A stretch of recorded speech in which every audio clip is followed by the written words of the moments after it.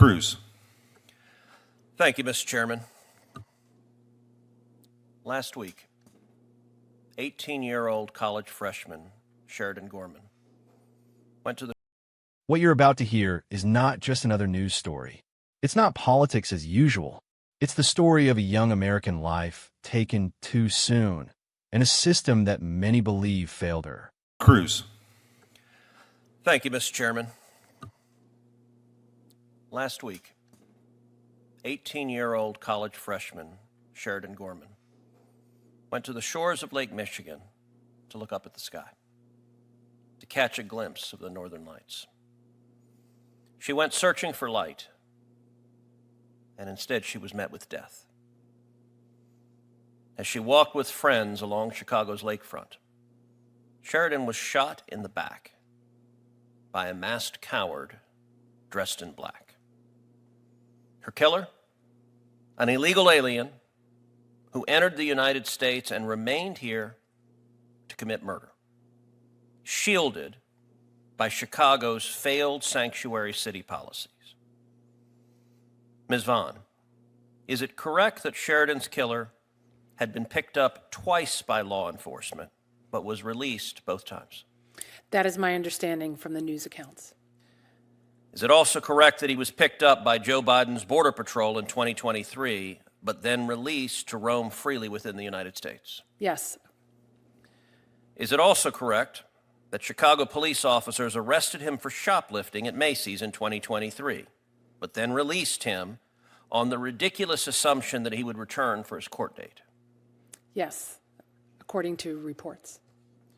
Sheridan's killer has been hiding in Chicago, a city that gleefully has become a sanctuary for illegal aliens, criminal shoplifters, and now cold-blooded murderers for nearly 3 years. Just today, the mayor of Chicago debuted a garbage truck with the large words in all caps, "Abolish ICE." Ms. Vaughn, do sanctuary policies make American communities safer, or do they enable illegal alien criminals? They only protect criminal aliens. They do not make our cities safer. It is the fundamental duty of government to protect its citizens.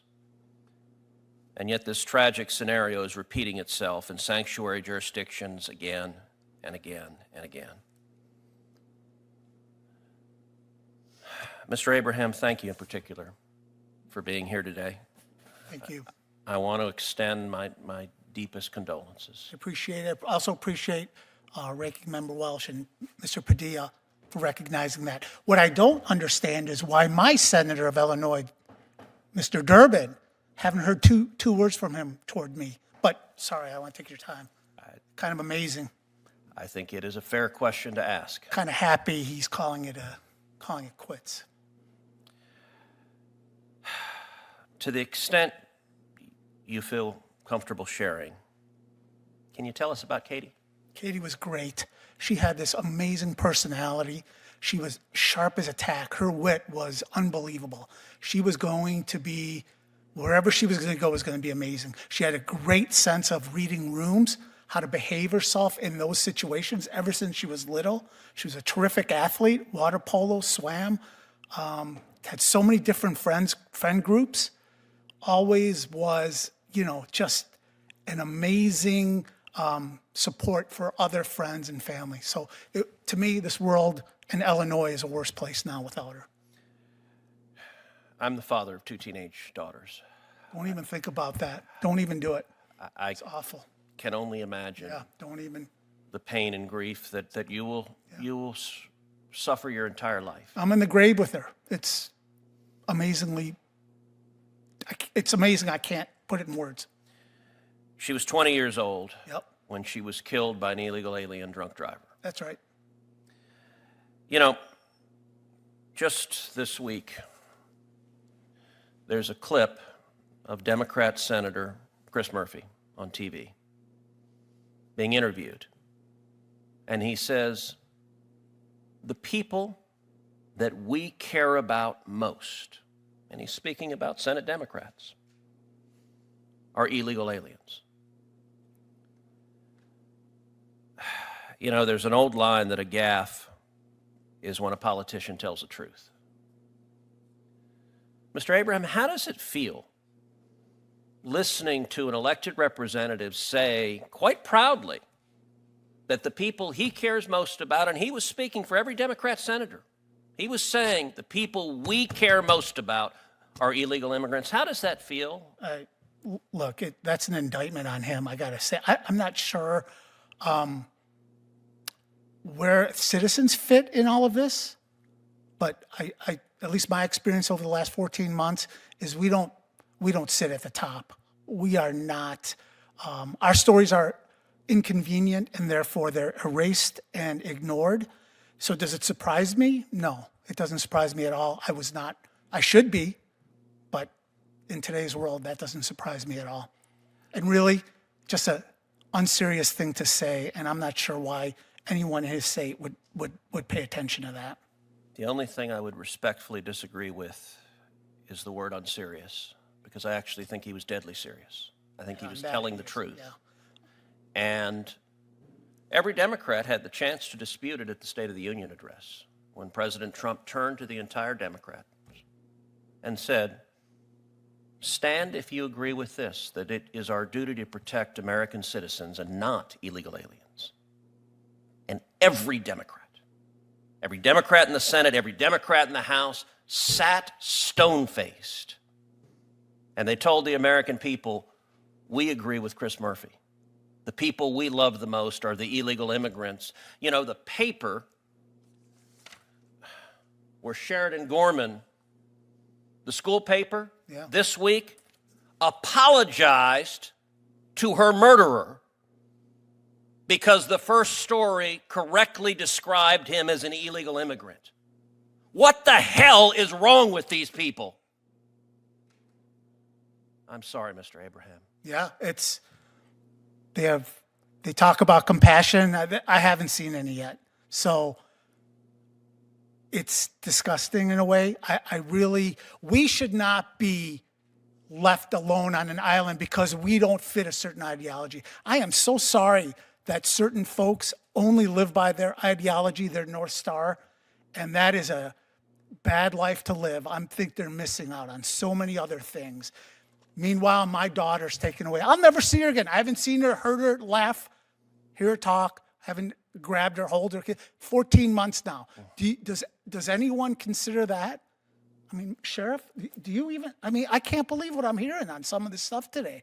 But, you know, I'm not some politician or bureaucrat. I'm a dad who had his head down, worked his tail off for his kids, thinking foolishly she was safe in some city. I know Illinois is corrupt and it's always been awful. They always had guardrails. The old school guys did. And then I hear some of the stuff here. I'm sorry. It's awful. You have nothing to apologize for. And what happened to your daughter never should have happened to her and never should have happened to your family. God bless you, sir. It was preventable. I think what everyone's missing here is that was preventable. That did not have to happen. He was identified. They knew who he was. He was pulled over by local police. Bang up job on that one. Let go to do this. And now we're okay. You know, Governor Pritzker will say, oh, look, you got justice. We found him. If crime happens, you're good to go. We got him, and he's incarcerated now. And my point there is, your daughter should still be alive. My daughter's in a grave. She'll never see the light of day. Will he? Yes. But what did you do for him?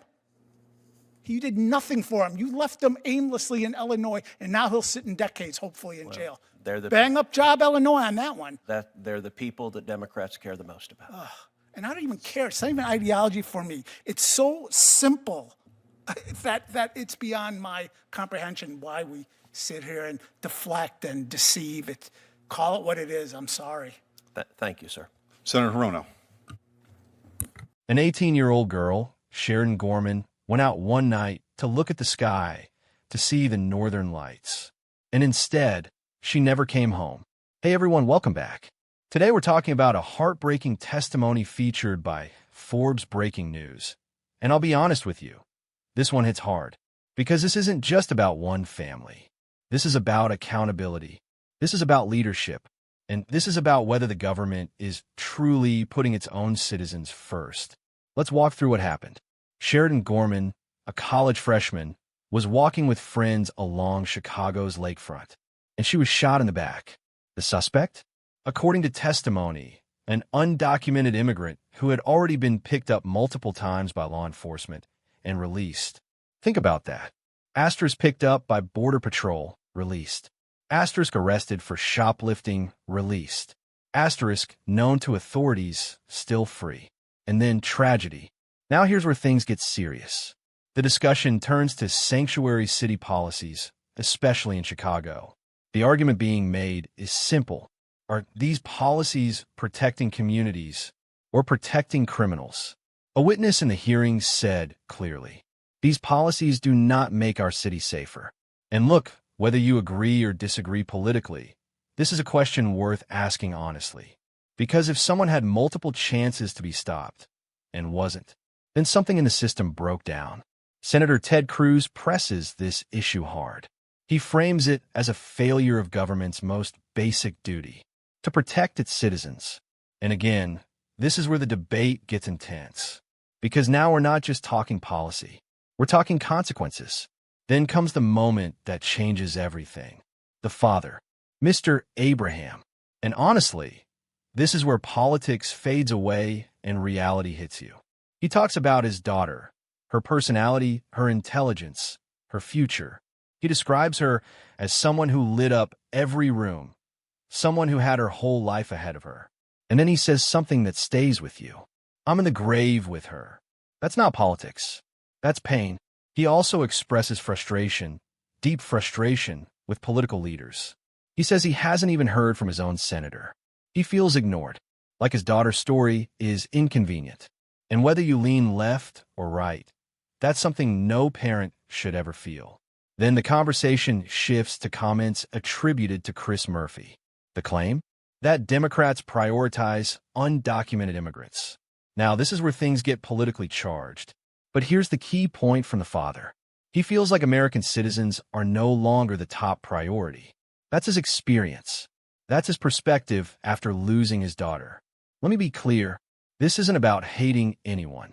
This isn't about division. This is about responsibility. A nation has a duty, first and foremost, to protect its own people. That's not controversial. That's common sense.